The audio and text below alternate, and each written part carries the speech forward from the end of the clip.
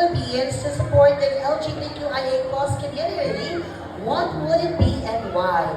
If you could change a law in the Philippines to support the LGBTQIA plus community, what would it be and why? If I could change the law in the Philippines, it will be discrimination. Because discrimination is always within us, and through discrimination we can build a harmony as well. Thank you. Yes, okay. Thank you so much. Knock the home number 1. And now let's proceed to knock the home number 2.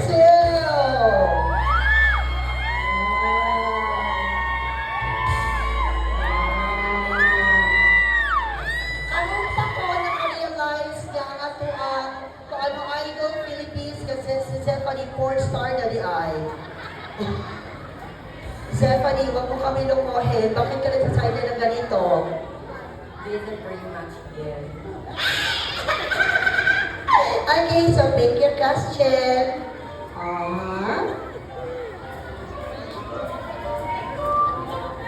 Wow, okay, so here's your question.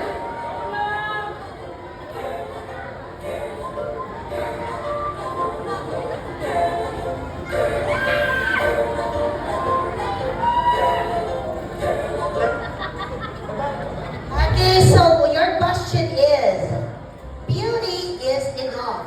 So what is your stand or opinion about it?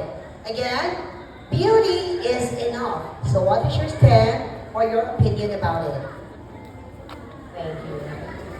For me, beauty is not enough. Because you know what? The true beauty is a kindness, authenticity, and confidence that shines from within.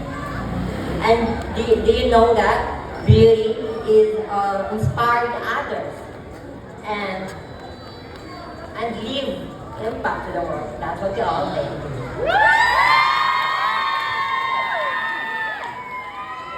Okay, thank you so much, Idol Philippines, Stephanie. Okay, now let's proceed to our home number 3, all the way from Taliban. So who's with you tonight? I'm with my blonde team, my friends, I don't know where they are, and my boyfriend at the backstage. What? Boyfriend. Wait, tagda ko kayo yung anak. Ito akong long-term na boyfriend. So, almost 7 years po din. Nga na, as in, maka-inspire ito nga natay ko, natay boyfriend. Kaya isahay ko ba sa'yo, sa answer na ito, doon dyan tayo. Oo. So, how long have you been together? We are more than 5 years now. Wow, congratulations. So, can you shout out the name of your boyfriend? Kasi nasa yung mga sa pa. Kasi na yung He's at the backstage. His name is Elmer Estosa. Sana all. Okay, so, get your question from our magic. Kasama ni siya. Magic, basta, magic. Okay, so here's your question.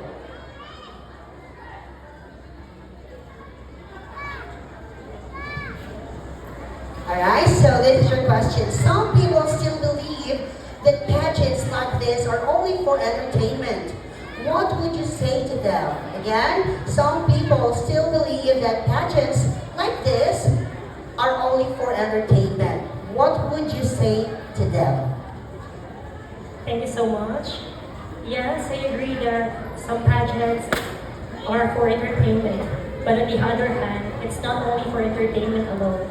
It's also for empowering others, empowering the people around. We are here showcasing our skills, our talent, our advocacies, our intelligence. And I think that is enough to say that it's not about entertainment alone. It is also for empowering others. Thank you. Ayun. Wait, the way she answers daw, makarecall siya pa sa akong kinabuhi sa una, inanang po ko magkuhan. Kasi sige, kaya syempre, mapabugas impaw. Inganan siya pa sa una. Grabe si number 3. How about number 4? Nagdahong number 4. Yeah, the bride of Barangay Fatima from Purok. Purok, oh my Andrea Brillantas, puro kaming lokohin. Sa Simon pa rin. Grabe, she look like, ano, kaling Andrea, no? He's still in the ball pa rin. Ayun, Andrea Del Rosario. Okay, so pick your question.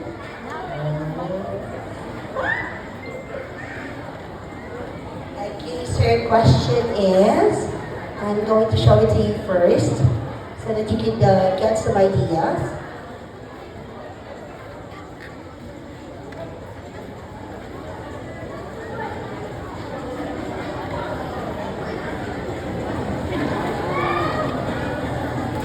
Okay, so your question is, if you're given the chance to speak in front of the president, what message would you give about equality? Again, if you're given the chance to speak in front of the president, what message would you give about equality?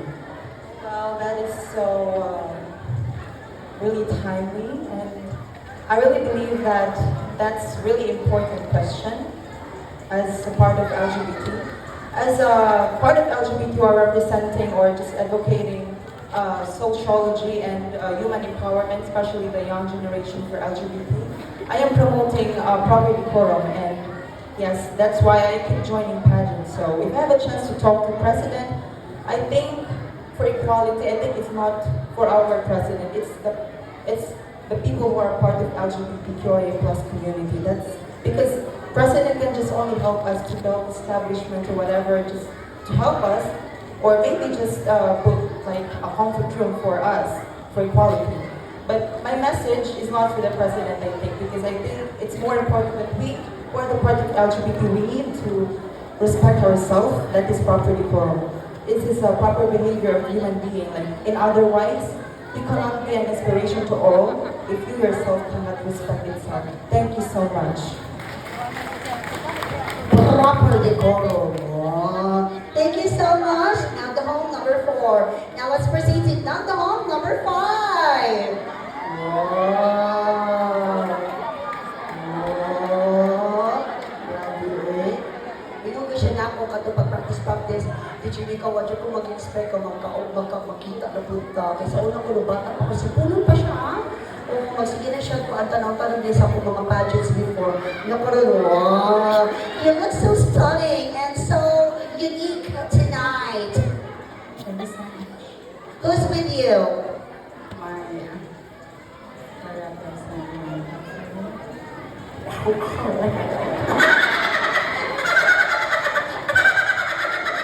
Okay, alas sige, pick your question na. Diba si Mawinta na mo si answer?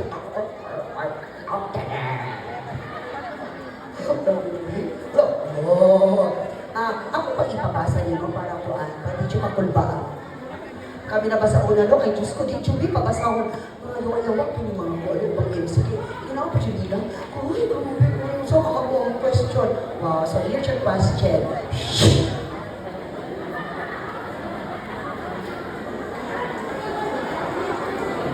Okay na? Ayun, okay, gibuno to din mo. Okay, so what is the biggest challenge faced by the LGBTQIA plus community today? And how do you think we can overcome it? Again, what is the biggest challenge faced by the LGBTQIA plus community today? And how do you think we can overcome it? Can I translate on this? Okay. Sa akong isabtan sa pangutana, ang dakong problema sa among asa LGBTQ+, discrimination. Number 1, kay kami, dili maka-apply kay tungod na sila standard. Then, so, as LGBTQ+, we're here to advocating the law of equality. That's all. Thank you. Grabe no? Straight to the point. Oo. Okay, so let's proceed to Nagdahong number 6. Oh. Agoy ako mga pil-pil sa una para di ano. From Kamambugan. Shoutout din pa sa akong mga teaching force way back sa Kamambugan Elementary School. Ayan. Wow. How do you feel tonight? feel excited and a little bit nervous. Imagine na mo eh. Okay, sige. O, hubot na. O, walay luto ay ha. Okay, so here's your question.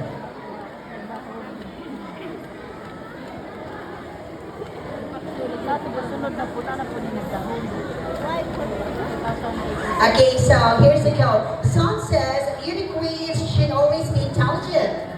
Others says, okay, so ikay mo sumpay ha. Some says beauty queens should always be intelligent. Some says Beautiful must be intelligent. Why? Because you know what? A beauty queen should have empowerment or to uplift everyone. So that why beauty queen should have intelligence? Because through intelligence we can open mind. We can turn it into insights because you know what? A beauty queen is not just all about beauty. It's what should we have in intelligence. Because beauty is just appearance, but the real intelligence is to raise your purpose while you're training this kind of beauty pageant is to look forward for our society. Thank you. Natawid na rin. Pero gawin basa-basa itong mga judges. Uy! Okay, salamat sa nagdahong number 6. Now let's proceed to nagdahong number 7. Woo! Wala na pa siya ganang mga artista sa Hollywood. Hala, nakapag-cute ni ay si Kera Mitena. Anak, nagkuan ang bakasyon sa Boracay. Rian Ramos. Grabe, hindi ka pa manipulawista. Wait, gusto mo one of my very supportive po audience and grabe ni nga mga katauhan dito sa Buena Vista when I have the regular show sa Tambayan sa Saharo. Okay, so your question na.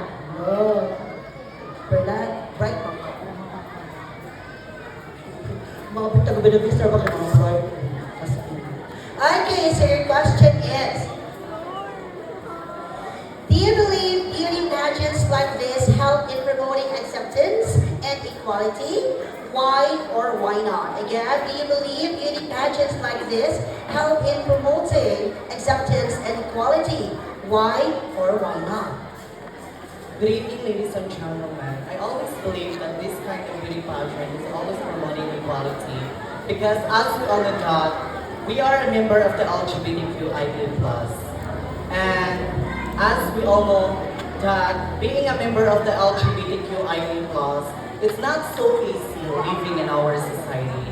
It is because we are facing prejudice, judgment, and discrimination. It is because of our gender identity. That's why there is a pageant like this because we are visible and we are here to promote our advocacies, our platform. And I always believe that I am here because we are not just only an LGBTQIA+, but we are an LGBTQIA+ with a purpose. And that purpose is to be an inspiration to everyone and to be the voice of the voiceless.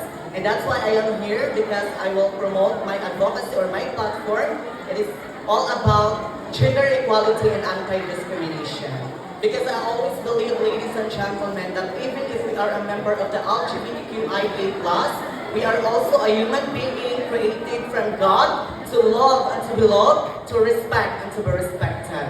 Because after all, we are all sisters and brothers, drinking with the same water, breathing with the same air, where love is universal. Thank you. Grabe talaga si Kera Medena. O diba? Medyo kitikong ng tanang mga answers sama sa pagtigong sa tanang mga brilyante.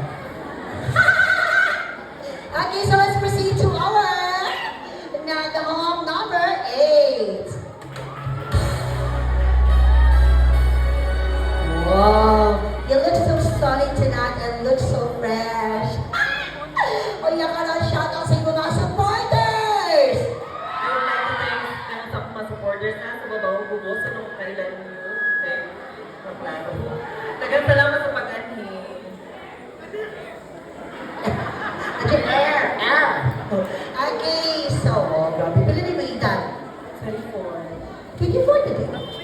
Kaya nag-iiluhan. Abi na ko napakas mga 14. Ang tirada. Okay, sige.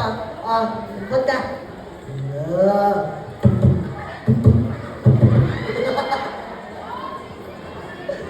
Oh, siya chinang po din. Kasi ito na. Okay. Oh, grabe. Yan ang iba sa once sa Bright Judy's ng Pataa. If given the chance to be the first Nandahong sa Fatima winner, how will you use this title to inspire others? Again, if given the chance to be the first Nandahong sa Fatima winner, how will you use this title to inspire others?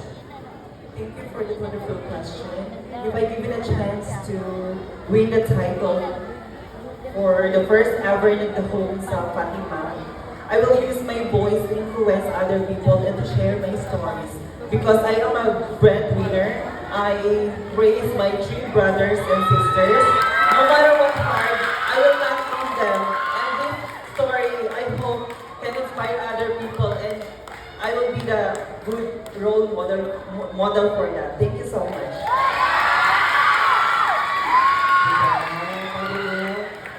Ano, chupit na kasi. Oo. Ako kanino naka-answer ko, you know, I need to win this competition because I am the breadwinner. Wala na po ko. You know, that prize is worth a living. Ano po ko? 1 sack of rice.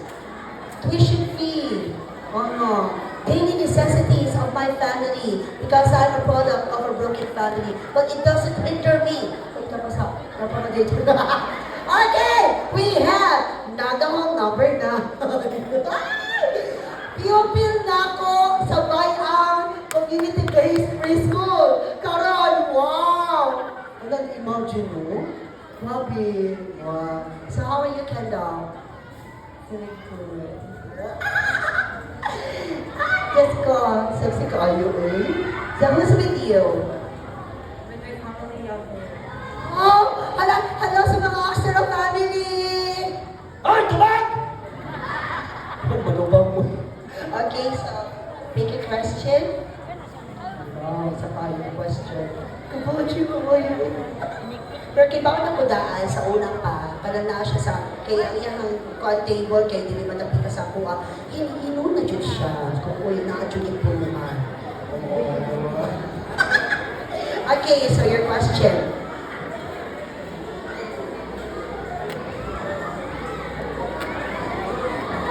Okay, so your question is, if laughter is the best medicine, how would you make the world smile? Again, if laughter is the best medicine, how would you make the world smile?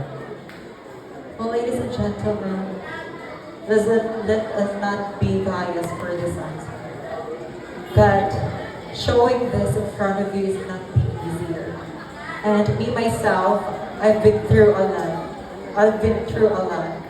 And I myself motivate always. And I want to show you that as a member of LGBTQIA+ community is not a hindrance. No matter what your gender is, show you who you are and believe who you are. And that's the best thing that you have to do, no matter what happens. Thank you so much. You should be proud of yourself. Wow! Alam mo na ito, ladies and gentlemen, ako man ang question and answer. Ha? Abi mo ko na kukuha. Sure. Oh, sorry. Yes, of course, our Nandahong number 10!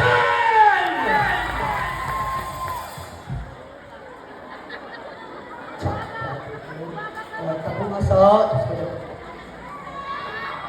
Kalay ka ba karon? Okay, dyan na. Okay, so you know what guys, kini si Paxiano, kwan siya ka na naghatag siya inspiration sa uban. Not only for the LGBTQIA+ community, but all genders in life. Why? Kay kini siya usa ka amahan. Napag-asawa wala. Actually, asawa, patuasi mo. Just imagine. Pero, nanikamot yun siya, no, in all aspects, oh.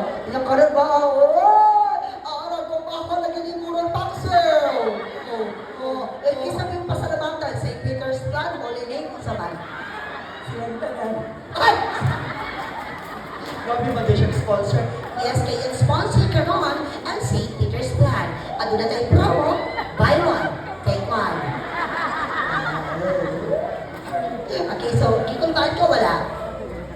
murag ikulba gamay. Wow. Ayun kung makulbakan, pwede kung dyan na, maka-answer o kuan ka na binisa dyan. So, okay na dyan ka. Okay ra. Huwag kayo shout out. Shout out sa mga supporters. Shout out sa mga supporters sa vlogger.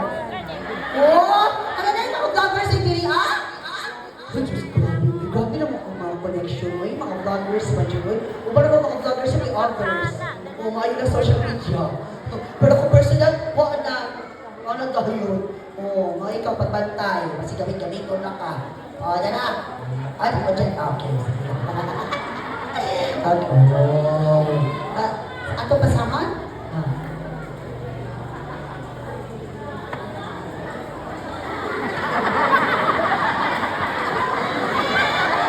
Sa, grabe no? Grabe dyan si Maxi ka na. Nandiyan siya reading comprehension. Nabay ba niya? Sakit. Emotion, emotions pa dyan, uy. Oh. Kisa may mo teacher sa una nga, di mo kalimtan, bahalag patay na si Jam. Kisa man. Si Ma'am Indies. Nga si Ma'am Mendez man, unsa man, unsa man ka ni Ma'am Mendez. May siya matulo sa mga pupil. Wow. Kaya pagka, nakano Ma'am Mendez pag ikaw, uy. Ikaw, kisa man Ma'am Mendez. Si Panawagan, kung kisa to nakailangan ni Mrs. Mendez, kung kisa man kahit mga first day, palihog ko. Atong i-shout out. Okay, maninig. If you could speak to the younger generation struggling with their identity, what message would you give to them? Again, if you could speak to the younger generation struggling with their identity, what message would you give to them? thank you for the wonderful question. Para na ako, nagkahatag na ako sa new generation nga party sa LGBTQ+. Tagaan ninyo ang inyong kagalingon sa maayong gawi, maayong pagkinabuhi. O para na ako, akong i-share ang akong pagkabuutan, pagkakugihan nga part sa LGBTQ+, daghang salamat. Naman na to, kasi dapat kayo inugaw. More to, thank you. Sure ba? Sa